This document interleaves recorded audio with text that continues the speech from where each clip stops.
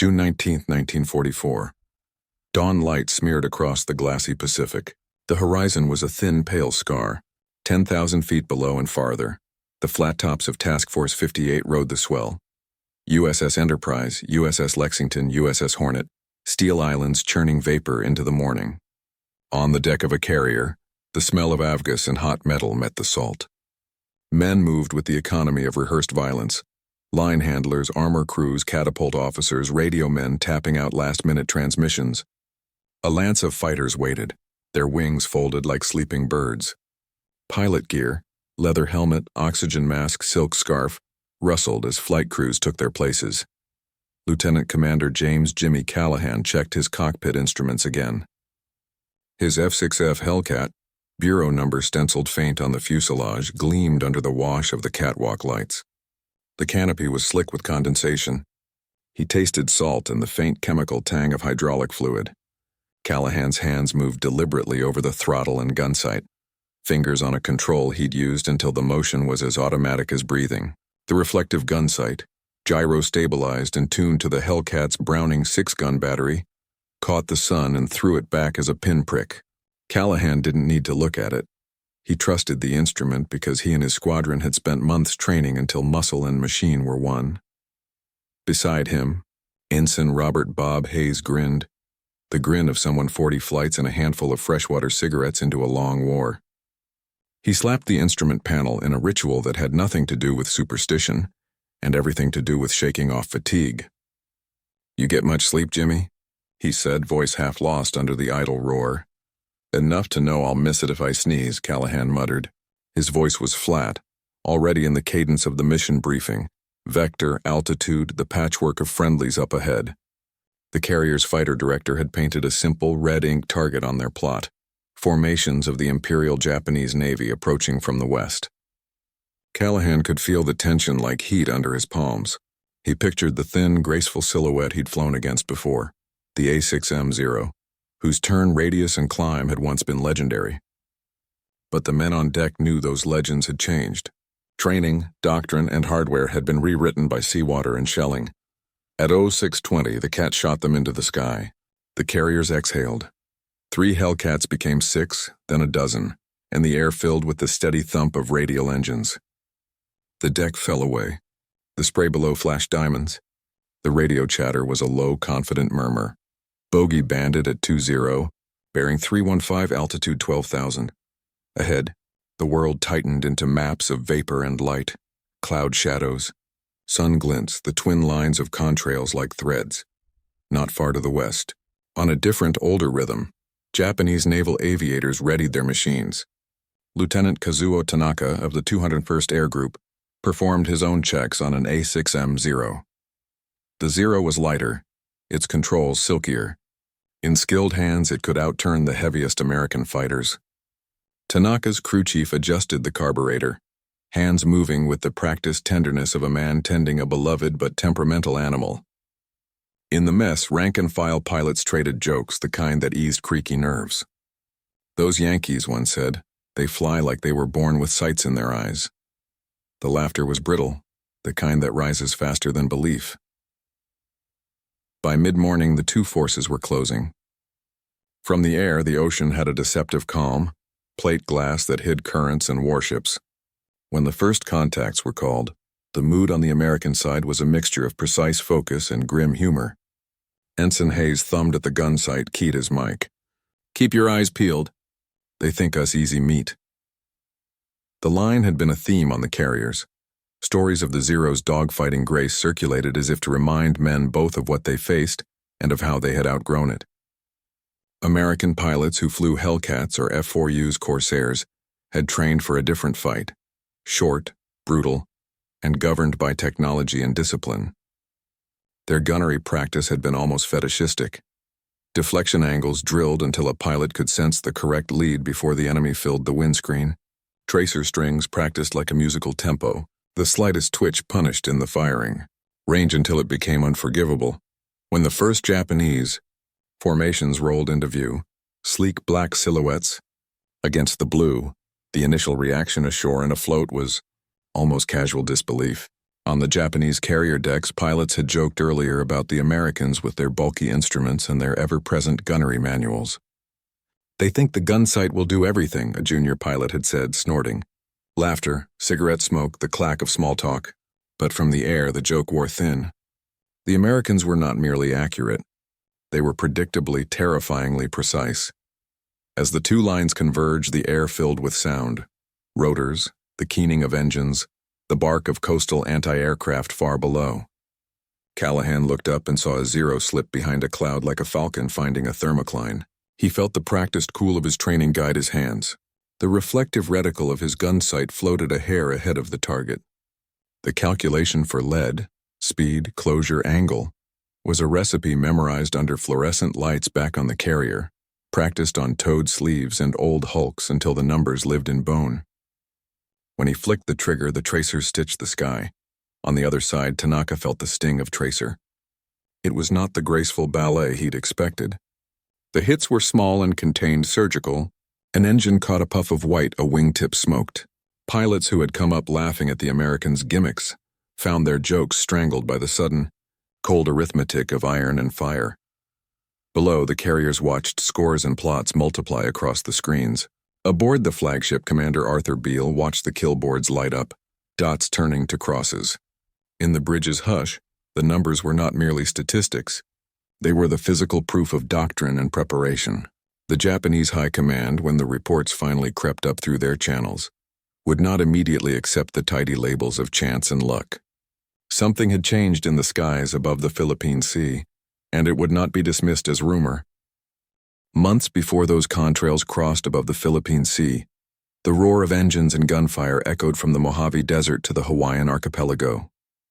It was here, far from the glory of carrier decks and the immediacy of battle, that American naval aviators were being reforged, not as reckless duelists, but as disciplined hunters.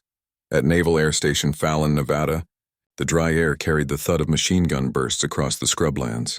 Rows of Hellcats and Corsairs dove against fabric targets towed behind converted bombers. Every pass was filmed by onboard gun cameras, evidence stripped of pride or excuse to be dissected frame by frame in darkened briefing rooms. The instructors didn't care about excuses, only results. Lieutenant Commander Jimmy Callahan remembered his first day of gunnery evaluation. The instructor, a short, gruff man named John Tug Whitmore, had looked at his footage and said nothing for nearly a full minute. "Then you missed. You didn't miss much, but in this business, not much still means you die." From that day forward, Callahan learned to see differently. A Zero wasn't a shape in the sky, it was a set of angles, speeds, closure rates. Deflection shooting became his obsession, leading an enemy's flight path by instinct, not intellect. Every movement in the cockpit was reduced to its function. The new Mark VIII gyroscopic gunsight, a miracle of American engineering, was their invisible co-pilot. It compensated automatically for aircraft motion, turning aerial combat from guesswork into geometry. The Japanese still relied on fixed sights, simple rings of metal calibrated by feel and experience. Their pilots prided themselves on intuition, the old warrior's sense of movement. To them, the American reliance on technology looked like weakness, a crutch for the unskilled. "They don't learn the sky," one Japanese instructor sneered. "They learn a machine." But the machine worked. At Pearl Harbor's post-raid training facilities, carrier squadrons drilled relentlessly under simulated stress. Radio jamming, engine failures, staged emergencies. They fought mock battles against their own pilots who flew captured or simulated enemy tactics. Doctrine evolved faster than the Japanese could track. Where the Zeros pilots clung to personal skill and instinct, the Americans turned precision into policy. Every pilot had to hit a towed target at least 25% of the time, a seemingly small number, but in the chaos of combat, it was revolutionary. Many exceeded it by wide margins. They learned to conserve ammunition, fire in short, devastating bursts, and never close beyond 200 yards. Instructors barked over radios, "If you can see the paint on his tail, you're already too close." Ensign Hayes had been a poor shot at first. His tracers always drifted behind, his bursts wasted. But repetition, film review, and the patient cruelty of instructors burned new instincts into him. By the time he deployed with Task Force 58, his aim was reflexive. In Japan, meanwhile, the training pipeline was collapsing under its own weight. The cream of the Imperial Navy Air Service had been lost in the Coral Sea, Midway, and Guadalcanal. What followed were rushed replacements, boys barely out of school, given fewer than 200 hours of flight time before combat. The Americans now trained 3 times as long in better conditions with fuel to spare. The Zero, once the terror of the Pacific, was becoming a coffin. Its paper-thin armor and unprotected fuel tanks, once a trade-off for agility, were fatal weaknesses against 650 caliber guns and disciplined marksmen. Yet pride and tradition blinded the Japanese high command. They believed that spirit and courage would always triumph over machines and math. Callahan's flight instructor had summed up the difference bluntly. They fight with heart. We fight with head and hands. Guess which one lives longer? By early 1944, the results were measurable. Kill ratios on American carriers were reaching 10-1. In some squadrons, like VF-15, it was even higher. Pilots joked that it was no longer a dogfight, it was a harvest. But Callahan never laughed. The footage from their gun cameras told the truth too vividly. Airplanes breaking apart mid-turn, pilots bailing into fire, parachutes that never opened. Each kill was logged, celebrated, and forgotten, but the arithmetic of death wore down even the best. "We're not marksmen," Hayes said once after a mission, looking out over the hangar deck. "We're surgeons who forgot the oath." Still, when the alarm sounded and the flight deck crew signaled launch, no one hesitated. Their machines were ready. Their minds were conditioned. And somewhere beyond the horizon, the enemy, unaware of how much had changed, was waiting to learn that American pilots no longer missed. The storm was about to break. June 19, 1944. 10:40 a.m. local. Time, altitude 16,000 feet. The skies above the Philippine Sea trembled under the heat of engine roar and tracer fire. Lieutenant Commander Callahan leveled his Hellcat, scanning the chaos below. What had begun as a radar contact hours earlier had erupted into one of the most one-sided air battles in naval history. Radio chatter fractured the airwaves. Bandits 3 high at 10 o'clock, multiple formations. "Splash 10. Watch your brake turn, he's rolling under." The Japanese had come in waves. Hundreds of aircraft launched from the carriers Shokaku, Taiho, and Zuikaku, fanning eastward toward Task Force 58.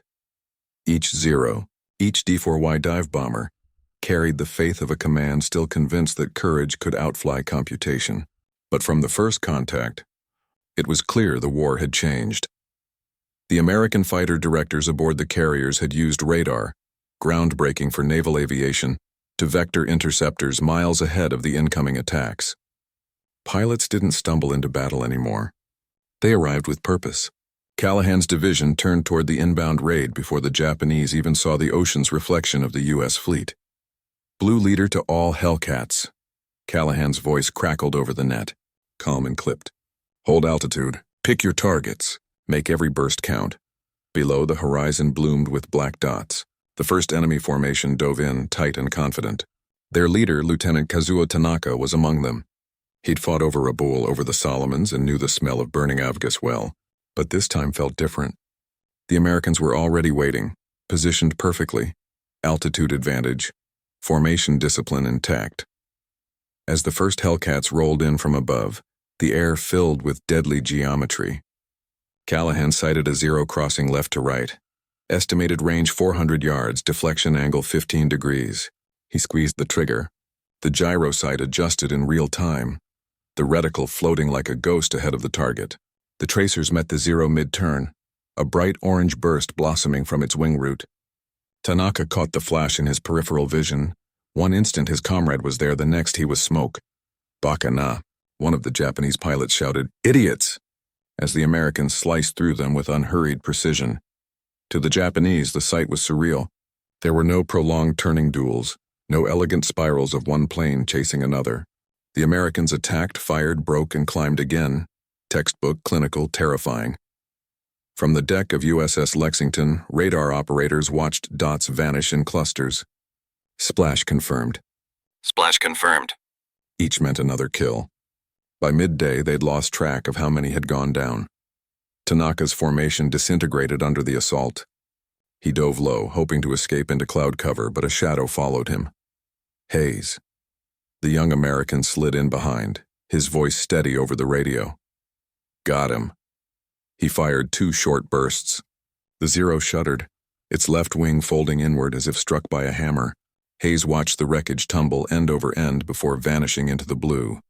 On the Japanese carriers, flight deck crews waited for their planes to return. The minutes stretched into hours. The first few that made it back were riddled with holes, landing gear half shot away. Pilots stumbled out, some dazed, some silent. They never missed, one whispered, his hands trembling. Not once.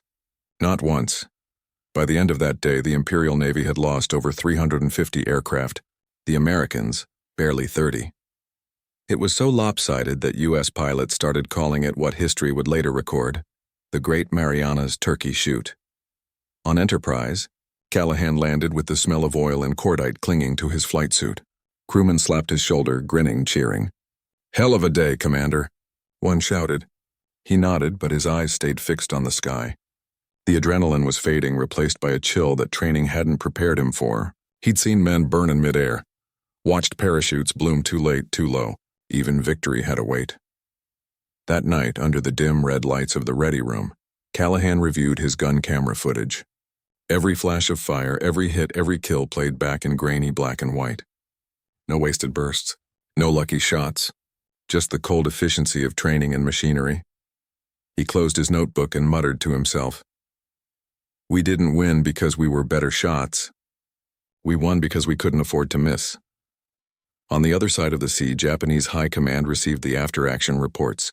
Entire air groups wiped out, squadrons gone without contact. At first, they blamed poor weather, bad luck, mechanical failure. Anything but what it truly was. A collapse of doctrine, of training, of belief.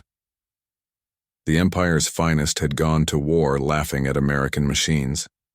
Now silence filled their mess halls, broken only by the hum of engines preparing for missions that fewer and fewer would return from. The legend of the Zero was dead. The age of the gunsight had begun. June 21, 1944. The morning after the Great Marianas Turkey Shoot. Aboard the Japanese carrier Zuikaku, the hangar deck was silent except for the low hiss of welding torches patching bullet holes that no longer mattered.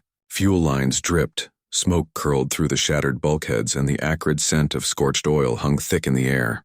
The deck that once trembled with the confident footfalls of pilots now echoed with absence. Lieutenant Kazuo Tanaka, miraculously rescued from the sea, sat wrapped in a blanket beside a damage control pump. His eyes were empty. He'd lost his wingmen, his squadron, his faith. The laughter from days before, the jokes about American incompetence, the pride in the Zero's agility, felt like a cruel hallucination now. He had seen those same Americans dive out of the sun with mathematical precision, their tracers cutting through the air in perfect deflection patterns. They hadn't fought like men. They'd fought like instruments of inevitability. In the ready room, Captain Takeo Kato stood before the surviving pilots. Only 9 of them. He spoke softly, almost whispering. "We have lost our air strength. But the Emperor expects us to fight." The men nodded because that was all they could do. In their minds, they still replayed the sight of their friend's aircraft exploding mid-air. One pilot, still bleeding from a leg wound, stared at the floor and muttered, "They knew where we'd be before we did." The Japanese High Command, back in Tokyo, struggled to comprehend the scope of the disaster. Admiral Toyota Suemu's intelligence officers presented the initial reports. Planes lost, 346. Pilots lost, nearly all. Enemy losses fewer than 30. The silence in the briefing room was unbearable. One officer broke it with a trembling voice. "It must be an exaggeration.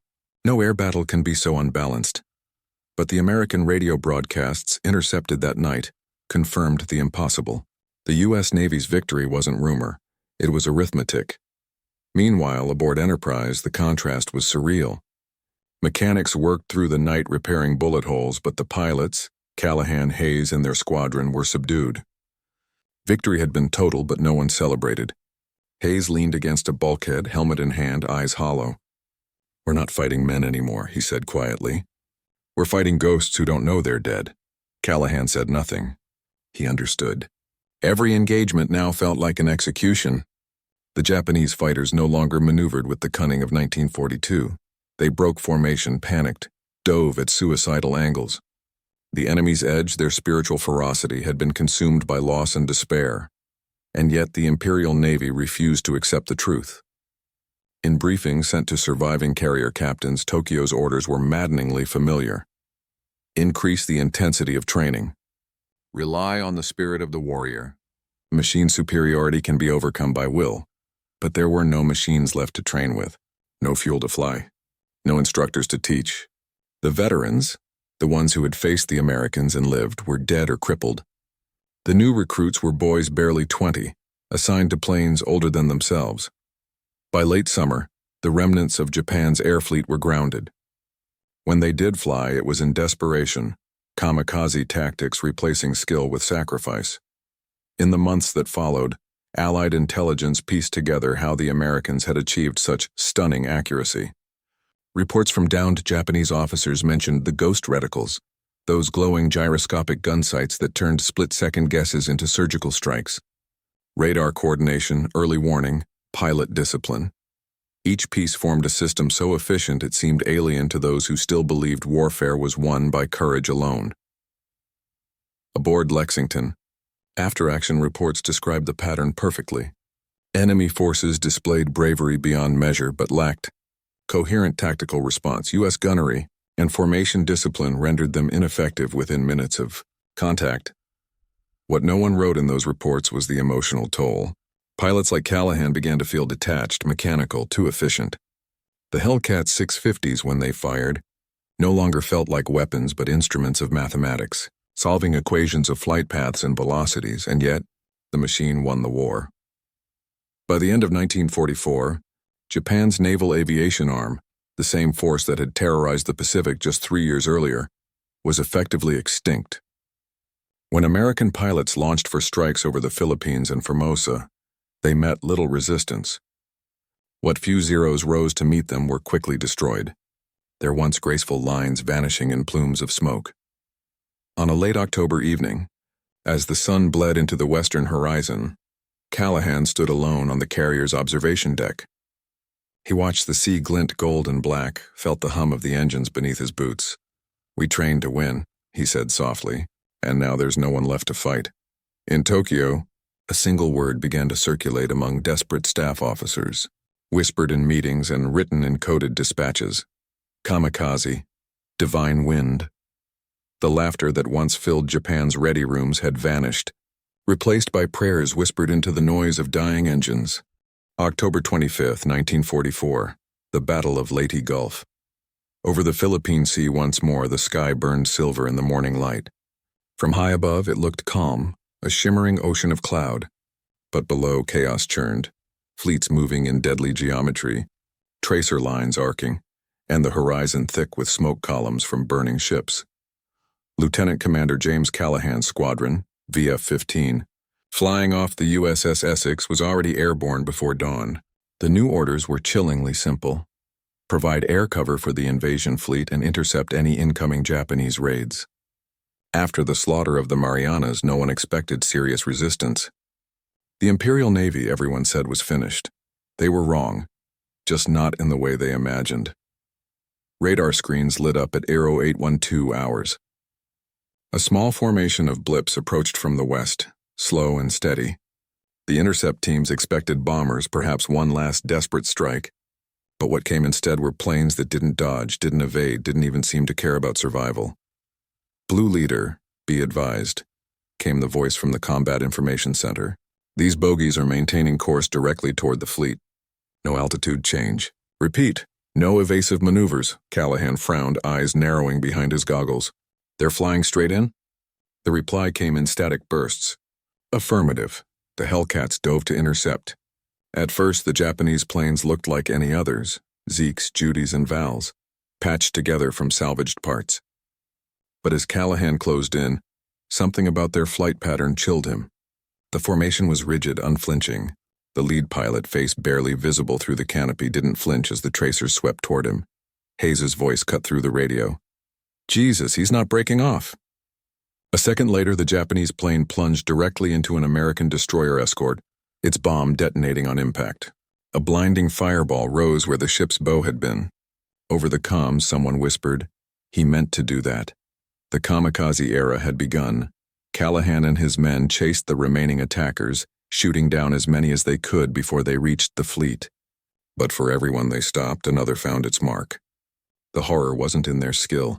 It was in their indifference to death. By mid-morning, the fleet was a thunderous cauldron. Sirens wailed, guns boomed, the air shook. Hellcats weaved through columns of smoke, engines roaring.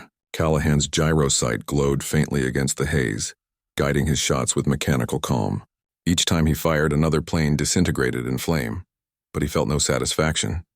This wasn't combat anymore. It was a mercy killing. When the last wave was finally repelled, the sea was littered with oil, fire, and wreckage. Over 100 Japanese aircraft had been destroyed, most by their own intent. The U.S. ships that survived were scarred and smoking, their decks stained with fuel and blood. Back aboard Essex, Callahan climbed from his cockpit and pulled off his helmet. His hands trembled. The deck crew cheered as usual, but this time he couldn't even manage a nod. He stared out over the burning horizon. The air smelled of salt, metal, and finality. Later that evening, the surviving pilots gathered in the ready room. Hayes leaned against a bulkhead, eyes dark with exhaustion. "They're not fighting us anymore," he said softly. "They're just ending themselves." Callahan said nothing for a long while. Then, "They're doing what we trained them not to. They're missing on purpose." Silence fell over the room. Outside, the carrier rolled gently with the swells as if trying to forget the day's violence. In Tokyo, the kamikaze reports reached the high command. Admiral Onishi called the suicide tactic a necessary measure, his face pale but resolute. "One pilot, one ship," he declared. "If the Americans have machines that never miss, we shall have men who never hesitate." It was the ultimate inversion of everything the Japanese had once believed about air superiority. They had mocked the Americans for their mechanical precision. Now they sought salvation in deliberate death, but the results were tragically predictable. The kamikazes inflicted fear and damage, yes, but not enough to halt the American advance. The U.S. pilots adapted, intercepting suicide planes further out, guided by radar and directed fire. Callahan's squadron alone claimed 17 kills that week. None of their ships were lost. Still, the victories felt hollow. The faces of the young Japanese pilots haunted Callahan's dreams. The fixed eyes, the unwavering dives. For all their training, for all their mastery, he realized they had crossed into something beyond combat. It was slaughter, and yet history would remember them as heroes, the men who never missed. On the night of October 25th, as Essex steamed toward Leyte, Callahan stood by the rail, staring into the blackness of the Pacific. He thought of Tanaka, the enemy ace who'd once mocked American pilots for their dependence on instruments. He wondered if Tanaka had lived long enough to see what his country had become. Somewhere out there, beneath the quiet surface of the sea, the wreckage of both their machines rested together, Hellcat and Zero, hunter and hunted, indistinguishable now in the deep. August 15, 1945. The Pacific lay still, the war at last gone quiet. From the deck of the USS Essex, the air smelled of rain and fuel, the endless churn of engines now replaced by an uneasy calm. The great fleet that had once hurled fire into the heavens drifted under a gray sky. The order had come through early that morning. Japan had surrendered. Lieutenant Commander James Callahan stood by the island superstructure, flight jacket zipped halfway, hands wrapped around a cooling mug of coffee. For the first time in years, the loudspeaker wasn't barking flight calls or damage reports. Just silence. Somewhere aft, a few sailors were cheering. Others wept. But for Callahan, the sound was distant, unreal. He looked up toward the empty sky, the same expanse that had once been filled with contrails, tracer fire, and burning aluminum. He thought about the faces of the men who never returned. Hayes, who had gone down in a thunderstorm weeks before Okinawa. Tanaka, whom he still imagined diving into the ocean, a ghost swallowed by the same waves that carried the fleet home. In the ready room below, maintenance crews had begun dismantling the gun cameras and gyro sights. The machines that had turned ordinary men into unerring marksmen were now obsolete in the glow of victory. Some of the pilots joked as they packed their flight gear, but there was a heaviness in their laughter, a shared knowledge that they had survived something monstrous and mechanical, something that had stripped away all the romance once promised by flight. Admiral Mitcher's message to the fleet came over the loudspeakers just before noon. You have done your duty. You have brought this war to its rightful end. The skies belong to peace again. But even peace had an echo. Across the ocean, in the ruins of Yokosuka and Kure, Japanese officers burned the last flight manuals of the Imperial Navy Air Service. The once proud academies stood empty, hangars filled with wrecks. On rusted fuselages, painted kanji mottos faded in the sun. One plane, one heart. A motto that had once meant mastery now whispered of desperation. When American occupation forces arrived, they found fragments of captured flight logs and training records. The numbers told the story in stark relief. 18,000 Japanese naval aviators trained between 1937 and 1944. Fewer than 1,500 survived. By the end, their average flight experience before combat was under 100 hours.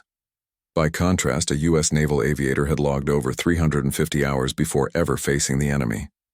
The outcome had never been magic or luck or divine will. It had been math, engineering, and the relentless grind of preparation.